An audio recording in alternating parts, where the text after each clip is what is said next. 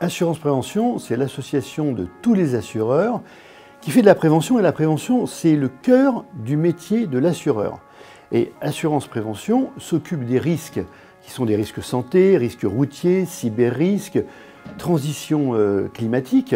Et cette association le fait en donnant des conseils, en sensibilisant le grand public avec la volonté de transmettre la bonne attitude.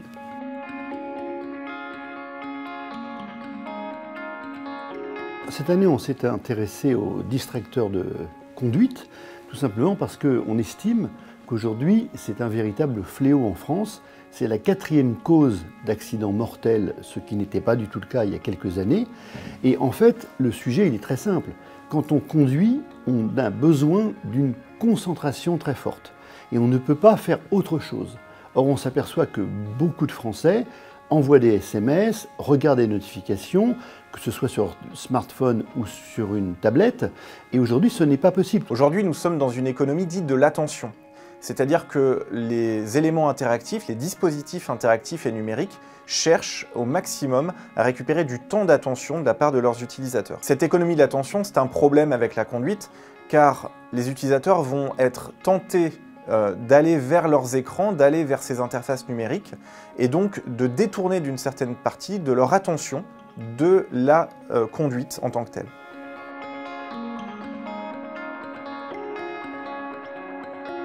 L'étude cherche à observer l'impact des distracteurs sur la qualité de la conduite.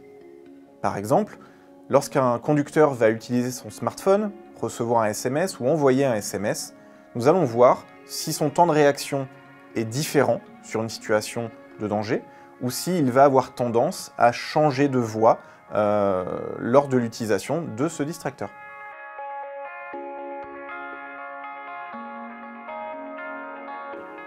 Nous sommes ici dans les locaux de Calixis, un pôle de prévention et d'expertise des risques.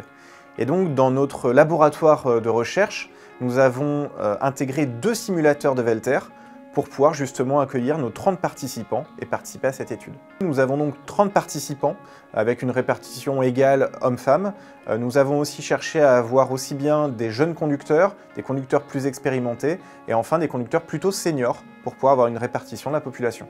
Alors un simulateur de conduite permet de recréer dans des conditions virtuelles le réel pour permettre de former donc tous les conducteurs à une conduite plus sûre et à faire des études. Avec cette étude, on va chercher à observer lors de départ en vacances les conséquences de possibles distracteurs tels que le téléphone portable, le GPS, l'utilisation de la radio pour pouvoir voir les conséquences que ça peut impliquer.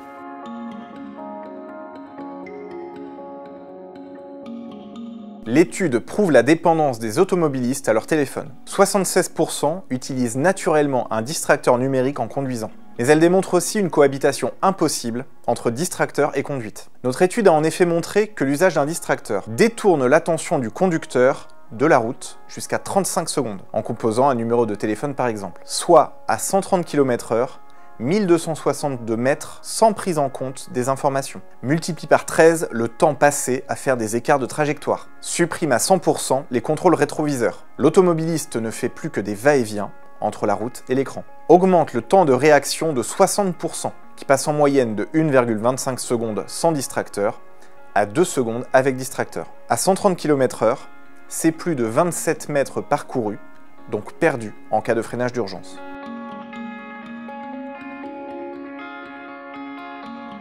L'usage répété de distracteurs conduit inévitablement à l'accident. Lors d'un test de mise en situation, avec un freinage du véhicule de devant, aucun accident n'a été observé sans l'usage d'un distracteur, contre un accident dans 40% des cas avec un distracteur.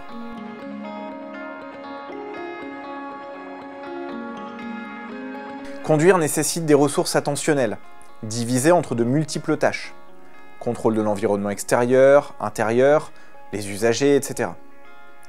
L'usage simultané d'un distracteur, comme la rédaction d'un SMS ou une discussion au téléphone, va demander au cerveau de mettre en place des stratégies pour résoudre un événement qu'il n'avait pas prévu, car extérieur à l'activité de conduite. L'attention est alors détournée, et cela engendre inexorablement des temps de réaction allongés et des accidents, comme nous l'a prouvé l'étude.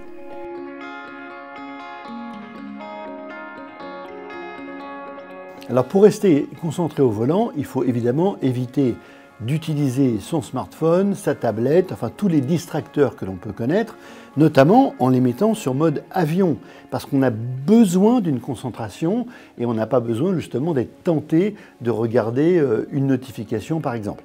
La deuxième chose, c'est de s'arrêter, de faire des pauses qui permettent déjà de respirer, de s'aérer, mais aussi d'avoir le moment justement de regarder à ce moment-là ses SMS ou ses mails et de pouvoir y répondre. Alors il y a un autre sujet, c'est de passer son téléphone ou son smartphone à la personne qui est à côté de vous et qui pourrait répondre à un appel urgent par exemple. Voilà. Et puis c'est tout un tas de choses qui fait que je me dis, quand je rentre dans ma voiture, avant même de démarrer, eh bien je mets mon GPS, ensuite je démarre et après je ne touche plus à tous les distracteurs qui, je vous le rappelle, sont la 4e cause d'accidents mortels sur les routes.